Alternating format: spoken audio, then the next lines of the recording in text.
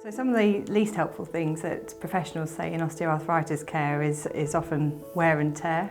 So we know that patients often interpret that in different ways, but often it can be either that there's nothing that can be done, or that doing exercise or activity can wear the joint more and cause more tearing or more damage, so then they become frightened to exercise. So there's lots of problems with the term wear and tear for osteoarthritis, and that can be that it's really simplifying too much the condition that we know is quite a complex condition involving the whole joint. And wear and tear suggests that everybody's going to get osteoarthritis if we use our joints enough, and we know that that's just not true. There are some unhelpful messages in managing osteoarthritis. We heard from patients again.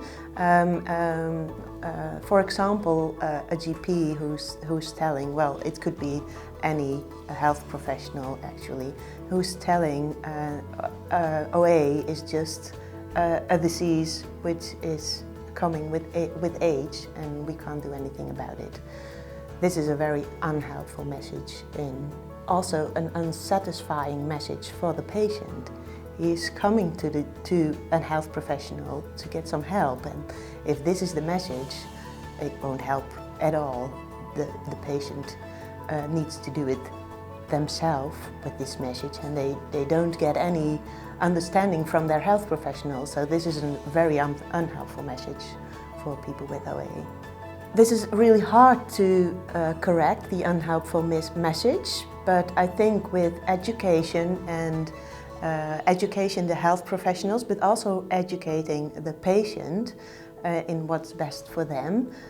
So both groups, the health professionals and the patients, need to be educated in what is best for them in a way, and educate too that there is a way we can manage OA instead of well, it's just a disease which comes with age and you have to live with it.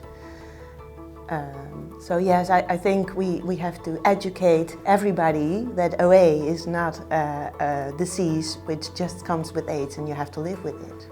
Some of the most helpful things that healthcare professionals can say to patients with osteoarthritis is that there is something that can be done, and there's things that can be done even when the condition's quite severe. Physical activity, which is one of the core treatments, can be helpful for all patients, even if they're looking at having surgery, for example. So we do know that strengthening the joints and keeping as active as possible results in the best outcomes for people. Healthcare professionals can think about using terms such as repair, and what we mean by repair is not repairing the joint back to where it used to be, but more about repairing the functioning of the joint and reducing symptoms. So for example, thinking about exercise, helping to reduce inflammation but also improve the strength of the joint can be really helpful. And so patients can return to better functioning with less pain, and that's what we mean by repair. So if you say about the language I use, you should start with empathize with the patient, and you understand it's painful and it's normal with OA, there is pain, so that's what you start with. And then you start explaining why pain is there and that they can do something about it. And in the past, the GP or the PT tell them, well, you become older and we can much do about it. Well, that's history, I hope, because they can do something about it. So when a healthcare professional's made a diagnosis of osteoarthritis, we know that they often use the term wear and tear, and this is an unhelpful term to use for patients. We know that patients interpret this either as being something that is normal and nothing can be done, or that using the joint is going to cause more wear and therefore more tear or damage. And this creates anxiety amongst patients, particularly when one of the main treatment strategies is exercise. So patients get pain on exercise and then they get concerned that they're wearing and tearing their joint more, and then they don't exercise and it ends up being a bit of a vicious circle. So some of the helpful things we can say is that there is something that can be done, that we know that activities such as exercise or physical activity can help to improve inflammation in the joint, strengthen the joint and stability, and this in turn can help to improve function and pain in patients. We term this repair, and this is repairing a function, but not necessarily repairing the joint right back to its natural state, but it does help the patient to understand that they're doing good for their joint by the treatments they're undertaking. Well, actually, they came with the message from I've got pain in my knee or hip joint, and mostly because of exercising or being physically active. So they are connecting the pain with being physically active or doing exercises or sports activities, and that's why they tend to do less than they used to do because of the pain. So that's they believe the pain is also damage to joint, and so they are mostly afraid of doing exercise because it causes more pain. On the other hand, there's a small group who ignore the pain and going on and doing too much. So that's different ways of responding on pain combined with exercise, because they start doing something on a low intensity and see, well, this is okay. It's not enough to achieve some improvement in functioning, so you build up gradually. Yeah, so that's important, you tell them. So you have a positive experience about exercises. It's now combined with connected to pain, but now we learn them exercise doesn't need pain every time if you choose the right level of intensity. So it's all about pacing, and that's the right dose, and that's very important. The first group, the biggest group, who was afraid of damage to joint or having more pain, it's important to explain that we know from research that doing exercises can actually really reduce pain. And at the same level as when they using drugs like NSAIDs, at the same level of decreasing pain. But when you do exercises, they have no adverse events. So that's an important advantage.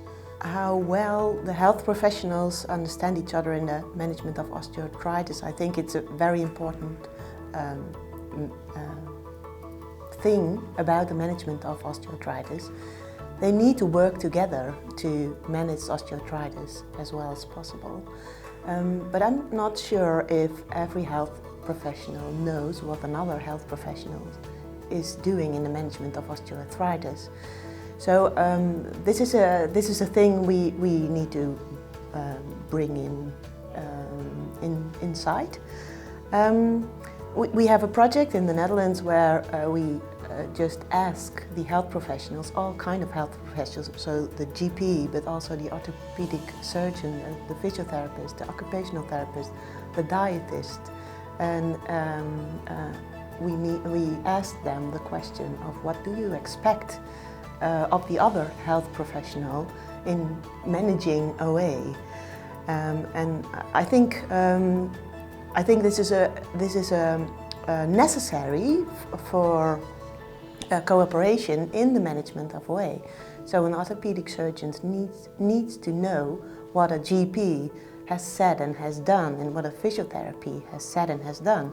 The GP needs to be sure that the physiotherapist is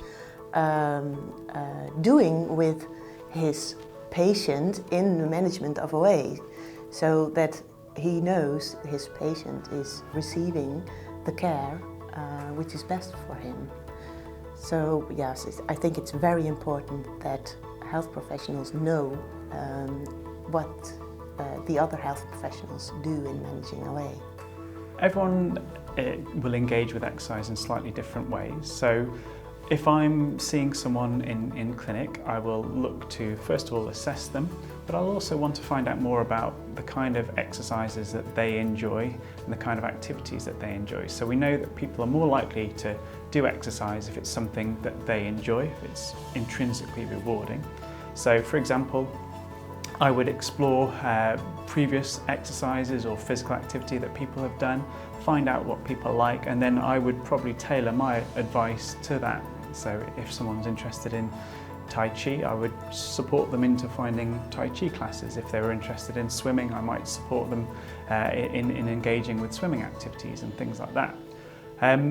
If I'm seeing someone in a clinic setting as well, I'll also assess them. So I'll see how they're moving. If people are particularly weak, it might be that we need to strengthen certain muscle groups. So for example, people with knee osteoarthritis, setting them exercises that help strengthen the muscles of the legs, of the quadriceps muscles on the front of the thigh can be important as well.